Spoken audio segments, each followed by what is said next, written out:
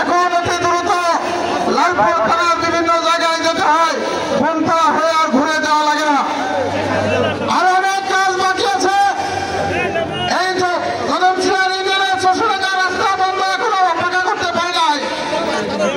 ১৭ বছর এই দেশের যারা সরকার ছিল, আপনারা অনেকে এমপি বানিয়েছেন, এমপি দেখেছেন, তারা কিন্তু এই কাজগুলি করতে পারে নাই।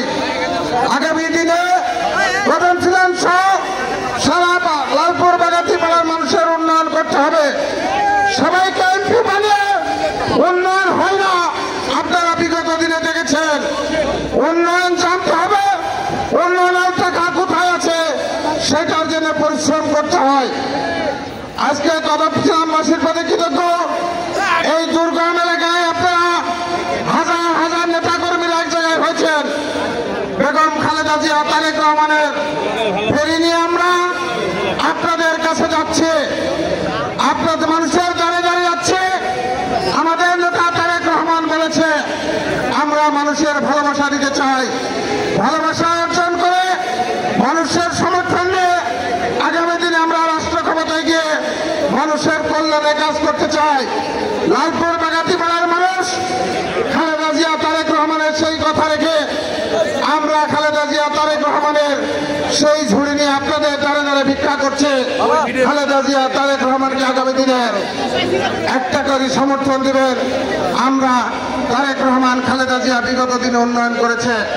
খালেদা জিয়া যখন ক্ষমতায় ছিল, দেশের কৃষকদের কৃষি ঋণ মকুব করা হয়েছে। আর বেগম খালেদা জিয়া ক্ষমতায় যখন ছিল, নারীদের অবৈতনিক শিক্ষা ব্যবস্থা করেছে, বয়স্ক ভাতা, বিধবা ভাতা সকল কিছু চালু করেছে, মুক্তিযোদ্ধা ভাতা। আগামী দিনে বেগম খালেদা জিয়া বা তারেক রহমান যদি বাংলাদেশের রাষ্ট্র ক্ষমতায় আসে, অবশ্যই এর পরিমাণ আরো বৃদ্ধি পাবে। লালপুর বাগাতিপাড়া নয়, সারা বাংলাদেশের নয়, লালপুর বাগাতিপাড়াকে একটি মডেল এলাকা তৈরি করা হবে। এই অঞ্চলের মানুষের ইনশাআল্লাহ আল্লাহ যদি আমাদেরকে সুযোগ দেয়, আল্লাহ আর আপনারা যদি আমাকে সমর্থন দেন, বেগম খালেদা জিয়া, তারেক রহমানকে সমর্থন দেন, ইনশাআল্লাহ লালপুর বাগাতিপাড়াতে 5 বছরে যে উন্নয়ন হবে, বিগত 54 বছরে যে উন্নয়ন হয় নাই, সেই উন্নয়ন ইনশাআল্লাহ আমরা করতে পারবো। সেই আত্মবিশ্বাস আমাদের আছে। আজকে দেশে সংগ্রামী ভাইরা, বিগত 17 বছর আপনাদের কর্মী হিসেবে রাজপথে ছিলাম, কখনো জেলখানায় ছিলাম। এই অঞ্চলে আমি দেখেছি আমাদের কর্মী বিএনপি সহ বিরোধী দলের নেতা কর্মীদের বহুদের পর্যন্ত আসামি করা হয়েছে। আমি আপনাদের কর্মী হিসেবে সেই সকল পরিবারের পাশে যে কোনো পরিস্থিতিতে সকল সময় ছিলাম। যখন আন্দোলন সংগ্রাম চলেছে, হয়তো বা সে এখন আসে না এখানে, আগামী দিনে হয়তো আসবে। আমি বলতে চাই, লালপুর বাগাতিপাড়া কদমশিলানের কোনো মানুষ আমার কাছে গিয়েছে, আমি সাহায্য করি নাই, এমন কোন ইতিহাস নাই। আমি আপনাদেরকে বলতে চাই, এই মাটিতে আমার জন্ম, এই মাটিতেই আমার মৃত্যু হবে।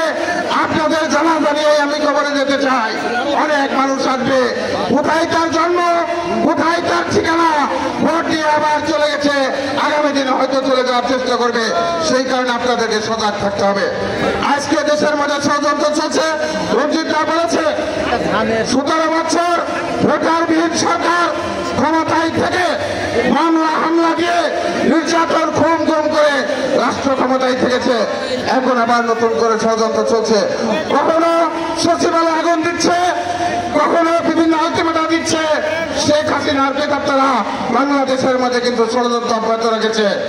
আমি বলতে চাই, বাংলাদেশের ছাত্র জনতা, আমরা রাজনৈতিক নেতা, সেদিনকে আন্দোলন সংগ্রামে আমিও আপনাদের কর্মী হিসাবে রাজপথে, ঢাকার রাজপথে ছিলাম। সেদিনকে ভয় পাই না রক্তচক্ষুকে, ভয় পাই না বুলেট বোমাকে।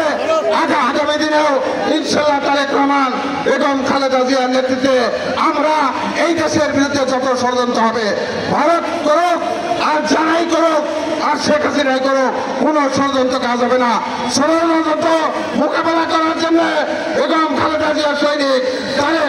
সৈনিক রাজপথে থাকার জন্য সকল সময় প্রস্তুত আছে।